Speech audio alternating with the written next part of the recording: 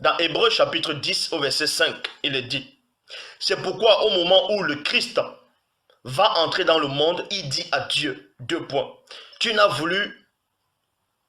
pas voulu de sacrifice ni offrande, mais tu m'as formé un corps. Traduction David Martin, il est dit, c'est pourquoi Jésus-Christ, en entrant au monde, a dit, tu n'as point voulu de sacrifice ni d'offrande, mais tu m'as approprié un corps. Nous allons donc voir où cette prophétie, où cette parole a été dite, puisque c'est une prophétie. La prophétie se trouve dans Psaume 40, verset 7. Et vous allez voir, dans Psaume 40, verset 7, il n'était nullement question de Jésus là-dedans. Ce n'était pas de Jésus dont on faisait allusion. Donc, dans le livre de Hébreux, ils ont encore menti. C'est un christocentrisme. Ils ont pris l'histoire de quelques patriarches, ils ont fait croire que ça parlait de Jésus. Nous allons donc parcourir dans Psaume, chapitre 40, au verset 7. Il est dit, « Tu ne désires ni sacrifice ni offrande. Tu m'as ouvert les oreilles.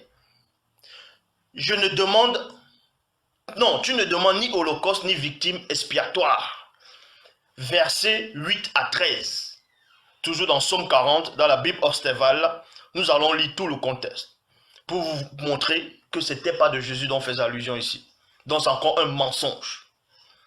Alors j'ai dit, voici je viens. Il est écrit de moi dans le rouleau de ton livre. Point. Mon Dieu, j'ai pris plaisir à faire ta volonté. Et ta loi est au fond de mes entrailles. J'ai annoncé ta justice dans la grande assemblée. Voici je ne tiens pas mes lèvres fermées. Tu le sais, ô Éternel. Je n'ai point renfermé ta justice au-dedans de mon cœur. J'ai dit ta fidélité et ta délivrance. Je n'ai point caché ta bonté ni ta vérité dans la grande assemblée.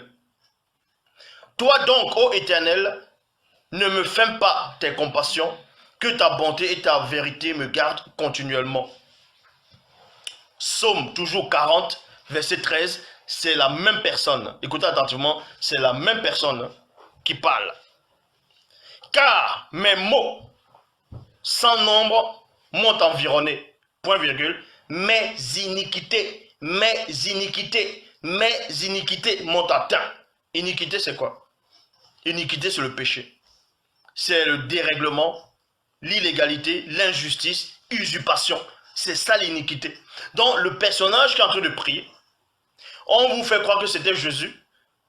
Quand on vous dit non, il parlait à Dieu, il disait tu n'as voulu ni sacrifice ni offrande, mais tu m'as formé un corps. On vous apprend ici que bel et bien, acceptons un peu que ce soit Jésus qui est parlé ainsi. Donc, lui-même, il admet qu'il a péché. Puisque dit, mes iniquités m'ont atteint, et je ne puis les voir. Elles surpassent en nombre les cheveux de ma tête, et le cœur me manque. Psaume 39, verset 13, c'est toujours le même chapitre, mais dans une autre version. Psaume 39, verset 13, dans la Bible de la liturgie, il est dit, les malheurs m'ont assailli plutôt, leur nombre m'échappe, mes péchés m'ont accablé. Mes péchés m'ont accablé. Donc vous voyez, donc Jésus c'est un pécheur. Jésus c'est un pécheur. Pourquoi on vous dit qu'il n'a jamais péché? Vu qu'il ment volontairement.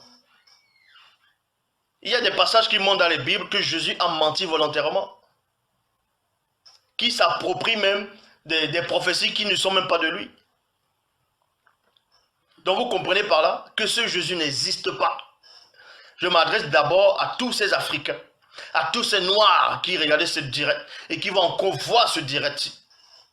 On vous dit que le christianisme est arrivé la première fois en Afrique au 1er siècle. Mais avant le 1er siècle, il y avait quoi en Afrique? Est-ce qu'il y avait le christianisme? On vous fait croire que ce sont les faux juifs qui ont inventé la circoncision. Quand ils sont venus en Afrique, ils ont trouvé que le peuple noir connaissait déjà la circoncision. On vous fait croire que c'est Abraham qui était l'auteur, le premier à être circoncis. Faux. Vous comprenez ici, on va poursuivre. Dans Somme 40, verset 13, Bible parole de vie, oui, des malheurs pleuvent de tous côtés. Je ne peux pas les compter, mes fautes retombent sur moi. Donc on vous montre que Jésus a bel et bien commis des fautes.